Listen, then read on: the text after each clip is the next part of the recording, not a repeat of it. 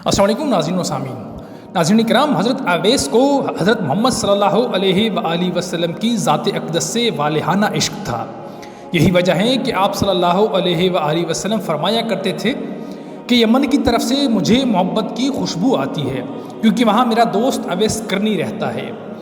آپ صلی اللہ علیہ وآلہ وسلم نے فرمایا کہ قیامت کے روز اللہ رب العزت 70,000 فرشتے پیدا فرمائیں گے جن کی شکل و صورت اویس کرنی جیسی ہوگی، اور ان کے جلوس میں آپ کو جنت کی طرف لے جایا جائے گا۔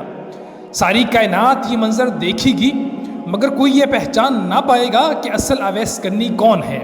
اللہ رب العزت نے جس طرح دنیا میں آپ کو لوگوں سے پوشیدہ رکھا، اس طرح روز قیامت بھی آپ کو لوگوں کی نظروں سے پوشیدہ رکھیں گے۔ حضرت اویس کرنی کو ماں سوائے چند صحابہ کرام نے کسی نے بھی نہیں دیکھا۔ حضرت اویس کرنی اسلام آنے سے پہلے اس دنیا میں تشریف لا چکے تھے۔ بچپن میں ہی آپ والد کی شفقت سے محروم ہو گئے، اس لیے آپ کو بچپن میں ہی محنت مزدوری کرنی پڑی۔ آپ لوگوں کے اونٹ اجرت پر چرایا کرتے تھے، اسی اجرت سے اپنا اور اپنی ضعیف اور نابینا والدہ کا پیٹ پالا کرتے تھے۔ آپ کی زندگی کے شب و روز ایسے ہی گزرتے رہے کہ یمن تک اسلام پھیل گیا۔ جب آپ کو اسلام اور حضرت محمد صلی اللہ علیہ وآلہ وسلم کے بارے میں خبر ملی تو فوراً اسلام لے آئے۔ آپ حضرت محمد صلی اللہ علیہ وآلہ وسلم کا شیدائی بن گئے۔ حضرت محمد صلی اللہ علیہ وآلہ وسلم فرماتے ہیں کہ اویس کرنی کو اللہ رب العزت نے اسلام کی دولت سے خود روشناس کروایا ہے، اور یہ اللہ رب العزت کا مجھ پر خاص کرم ہے کہ وہ میرا نادیدہ سچا عاشق ہو گیا۔ حضرت اویس کرنی کو آپ صلی اللہ علیہ وآلہ وسلم کی قربت اور دیدار کا بہت اشتیاق تھا۔ ناظرین کرام، صحابہ کرام نے آپ صلی اللہ علیہ وآلہ وسلم سے وصال کے وقت پوچھا کہ آپ کا خرقہ مبارک ہم کس کو دیں؟ تو آپ نے ارشاد فرمایا کہ اویس کرنی کو۔ اس مقصد کی بجا آوری کے لیے حضرت عمر فاروق اور حضرت علی رضی اللہ تعالیٰ عنہ کوفہ تشریف لے گئے اور نماز جمعہ کے خطبہ میں کہا، مسجد میں نجد سے جتنے بھی لوگ ہیں سب کھڑے ہو جائیں۔ ان سے پوچھا گیا کہ آپ کی بستی میں کیا کوئی اویس کرنی نامی شخص ہے؟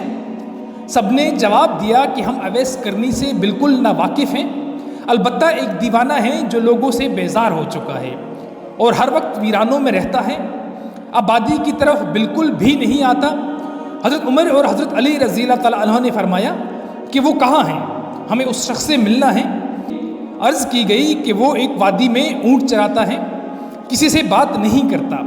جب حضرت علی اور حضرت عمر فاروق رضی اللہ عنہ وادی میں پہنچے تو انہوں نے دیکھا کہ اویس کرنی نماز میں مشغول ہیں۔ جب حضرت اویس کرنی نماز سے فارغ ہوئے، حضرت عمر رضی اللہ تعالیٰ عنہ نے آپ کو سلام عرض کیا۔ جب حضرت علی نے آپ سے آپ کا نام پوچھا تو جواب ملا کہ میں اللہ کا بندہ ہوں۔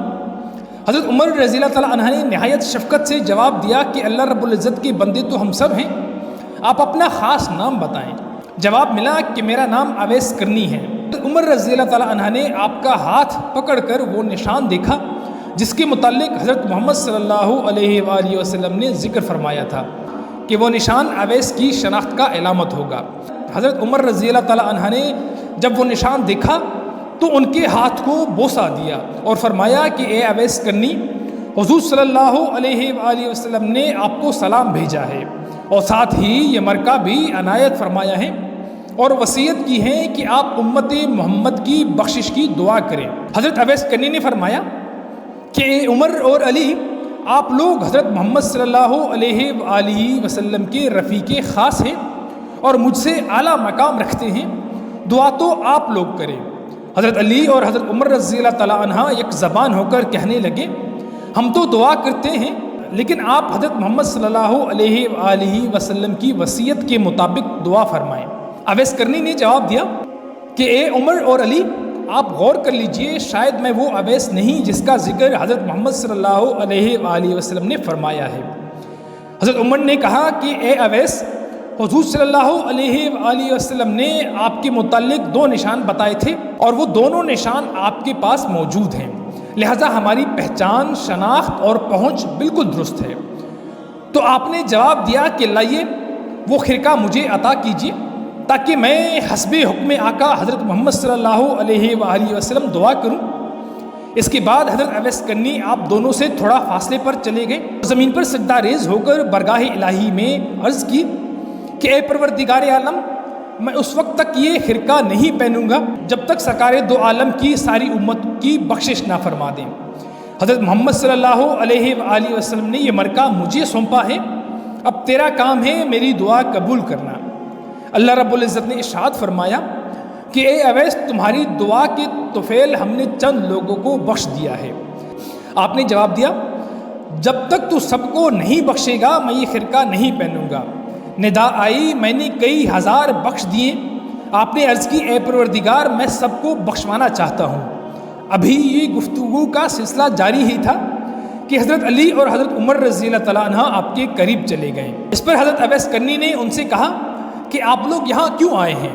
میرا اور میرے رب کا سلسلہ جاری تھا، آپ لوگوں کی آمد نہ ہوتی تو میں اس وقت تک یہ خرقہ نہیں پہنتا جب تک حضرت محمد صلی اللہ علیہ وآلہ وسلم کی تمام امت کو بخشوا نہ دیتا، اور مجھے یقین تھا کہ میری فرمائش پر اللہ رب العزت نے امت محمد صلی اللہ علیہ وآلہ وسلم کی تمام امت کو بخش دینا تھا۔ حضرت اکرام مشہور صحابی حضرت ربی رضی اللہ تعالیٰ عنہ فرماتے ہیں کہ میں جب بھی حضرت اویس کرنی کی زیارت کو گیا، میں نے انہیں فجر کی نماز میں مشغول دیکھا۔ نماز سے فارغ ہوئے تو ورد اور وظائف میں مصروف ہو گئے، یہاں تک کہ ظہر کا وقت آ گیا۔ پھر یہ کہ بعد دیگر تمام نمازوں اور ذکر الہی میں ایسے مگن ہوئے کہ پوری رات گزر گئی۔ اس طرح 3 دن گزر گئے۔ میں نے دیکھا اور حیران رہ گیا کہ 3 دن اور 3 راتوں میں آپ نے نہ کچھ کھایا اور نہ کچھ پیا، لمحہ بھر کے لیے بھی آرام نہیں کیا۔ چوتھی رات آپ تھوڑی دیر کے لیے سوئے اور کچھ کھانا بھی کھایا، پھر استغفار کرنے لگے کہ یا الہی، میں تم سے پناہ مانگتا ہوں، میں نیند اور بھوک کے غلبے میں مبتلا ہو گیا۔ حضرت ربی رضی اللہ تعالیٰ عنہ فرماتے ہیں کہ آپ نے راتوں کی تقسیم کی ہوئی تھی، ایک رات سجدہ کرتے تو پوری رات سجدے میں رہتے، اور اگر رکوع کرتے تو ساری رات رکوع میں گزار دیتے، عرض یہ کہ ہر رات کو دوسری رات کی طرح زندہ رکھتے تھے۔ حضرت اویس کرنی کو حضرت عمر فاروق رضی اللہ تعالیٰ عنہ نے پیغام بھیجا کہ اگر آپ کی اجازت ہو تو میں کوفہ کے گورنر کو لکھوں کہ وہ آپ کا خاص خیال رکھے۔ آپ نے جواب دیا کہ میں خصوصیت کے ساتھ زندگی گزارنے کے سخت مخالف ہوں، مجھے تو بس یاد الہی سے غرض ہیں جو میں کر رہا ہوں۔ اس کے بعد آپ نے کوفہ بھی چھوڑ دیا اور کسی اور علاقے میں چلے گئے جہاں آپ کو کوئی تلاش نہ کر سکے۔ ایک دفعہ اویس کرنی کو دیدار محمد صلی اللہ علیہ وآلہ وسلم کا اشتیاق ہوا تو آپ نے مدینے آنے کا ارادہ کر لیا۔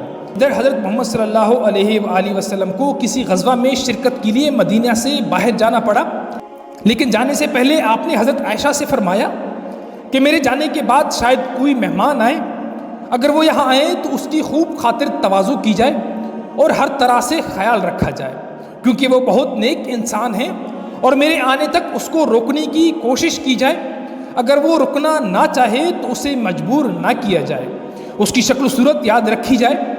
جب حضرت اویس کرنی مدینہ تشریف لائے، آپ کو یہ معلوم ہوا کہ حضرت محمد صلی اللہ علیہ وآلہ وسلم اس وقت مدینہ میں موجود نہیں، تو آپ نے اسی وقت واپسی کا فیصلہ کیا۔ ان کو روکنے کی کوشش کی گئی مگر وہ لمحہ بھر نہ روکے اور واپس لوٹ گئے۔ جب حضرت محمد صلی اللہ علیہ وآلہ وسلم مدینہ واپس تشریف لائے تو آتے ہی آپ نے حضرت عائشہ سے سوال کیا کہ کیا کوئی مہمان آیا تھا؟ تو آپ نے عرض کی، یا رسول اللہ، ایک شخص یمن سے آیا تھا، اس کی شکل و صورت چرواہوں جیسی تھی، آپ کو نہ پا کر وہ ایک لمحہ بھی یہاں نہ ٹھہرا اور واپس چلا گیا۔ آپ صلی اللہ علیہ وآلہ وسلم نے جواب دیا کہ عائشہ، تمہیں پتہ ہے وہ کون تھا؟ عرض کی کہ حضور میں بالکل نہیں جانتی۔ فرمایا کہ وہ اویس کرنی تھا جو میری دیدار کے لیے یہاں آیا لیکن تمنا دیدار لیے واپس چلا گیا۔ وہ رک بھی نہیں سکتا تھا کیونکہ اس کی ضعیف اور بوڑھی والدہ ہیں، اس کی دیکھ بھال کرنے والا کوئی نہیں، اس لیے اس کو ہر حال میں واپس جانا تھا۔ یہ وہ شخص تھا جو اللہ رب العزت اور اس کے رسول کا سچا چاہنے والا ہے۔ اویس کرنی میرا عاشق ہے اور اللہ رب العزت اس سے محبت کرتا ہے۔ حضرت عائشہ کو اویس کرنی کی مقام پر رشک آنے لگا اور کہنے لگی کہ اے خدا کے حبیب، وہ شخص واقعی کتنا عظیم ہوگا جس کی تعریف خدا اور اس کا محبوب کرے۔ ناظرین کرام، یہ تھی ہماری آج کی ویڈیو۔ امید ہے کہ آپ کو پسند آئی ہوگی۔ آخر میں اللہ رب العزت سے دعا ہے کہ اللہ ہمیں گناہوں سے بچنے اور نیک اعمال کرنے کی توفیق عطا فرمائے۔ آمین ثم آمین۔